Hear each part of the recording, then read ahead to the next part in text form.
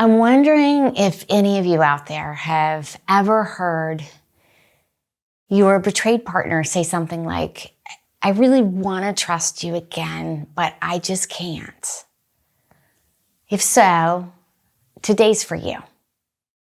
If you're the unfaithful spouse and you're trying to figure out what it means to become a safe person, to repair the damage done by what's happened, then today is for you. I can't imagine how many times as a partner who's trying to do everything they can to help aid in recovery, still at times, sometimes sigh in frustration and maybe mutter, I don't know what else you want me to do. I'm doing everything I can. I'm working really hard. And maybe others of you, right, even in your mate, when they ask questions and they're trying to figure something out, you have this attitude, or maybe you've even said, like, this whole thing is driving me crazy. I can't take it anymore. And maybe you shake your head, you sigh, you turn away. Well, what we want to talk about is maybe the idea that both of you are working as hard as you can, but we want to get underneath why even our sighs, our exasperation, our impatience, if you will, and our misunderstanding of the process of trauma can actually sabotage that safety that we so desperately want and we need in our relationships. So when a betrayed spouse who is dealing with the relational trauma, the attachment injury of, their person leaving them and not knowing about it, when they say they don't feel safe, it can get really confusing when, I'm also walking alongside and working with an unfaithful and they're actually doing a good job. The acting out has stopped. They're taking the classes.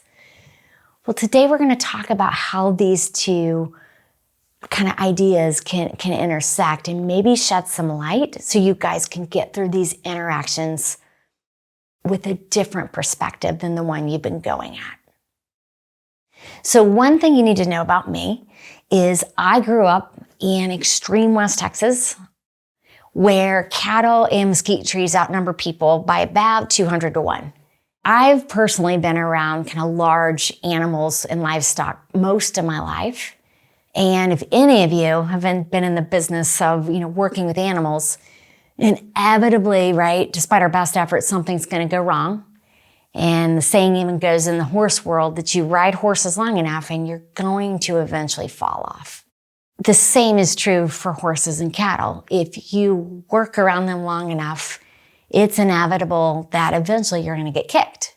And if this makes no sense to any of you out there, just try to think of, cats or even dogs that even sometimes, in the idea of being threatened, a cat's going to end up scratching you and a dog is going to end up biting you. Because this is the only way that they know instinctively how to protect themselves. So back to the horse. I remember clearly the day, even though it's been well over 25 years ago, the first time I ever got kicked, and it was a blow to the very upper part of my leg. And it was swift, it was strong, it was just kind of blunt force trauma. I remember it was probably at the time the most intense shock and pain waves that I'd ever felt as they kind of radiated through my body. But here was the ironic thing. The day that I got kicked, this was actually my favorite horse. This is a horse that I'd ridden hundreds of times, and we never had an incident like that. So I want you to think about, and you probably already know the answer, but why then, especially in the next few months and years, that every time I had to go back to the barn, I immediately kind of felt a sense of panic and I was scared. And then why that even despite my best efforts, anytime I would go around this horse that was my favorite, the only and first thing that would enter my mind was the idea of don't get kicked, don't get kicked, don't get kicked. And even after that, the reality is I've never looked at horses and gone behind them the same way after that day. everything that was routine, even feeding them, became a little more difficult. And it was almost again, unconsciously, like all I could focus on was how to not be kicked again. I wanted to ride again, but it was never the same. So what was happening? Well, without getting into a neurology lesson today, it's just this example of what we all are experiencing in infidelity is our trauma and our memory. All of us, even the horse, right? We are either prey or predators in the animal kingdom, in mammals, which you probably already know, but we don't think about it, that we use our eyes and then even our pupils when they dilate to really help us determine how we need to stay safe. We have front-facing eyes. They allow us to see both near and far. And when we can't see what's happening, so even in our peripheral vision, if I look around, if I can't see what's happening, I'm going to go on my memory to aid me of what to do. So just think about this. Like if in your past, let's say you were in the driveway and you couldn't wait for your dad to come home and pull in the driveway, and you knew the first thing he did was come in and pick you up and hug you, even that association, you're not going to feel anything because it's a positive memory. Some, though, think about if a suspicious car drives in the driveway and it's a dark, large object and they come and, they steal something from you and they intrude on your house, your perception, your memory is going to be entirely different, and the memory is going to be traumatic, right? You're going to have these waves going through your body because memory drives state. State drives perception.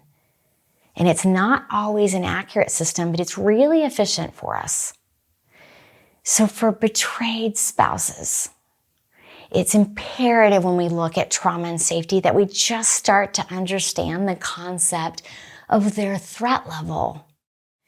And they don't want it to be, like I didn't with my favorite horse, but their threat level is fundamentally altered because of the infidelity.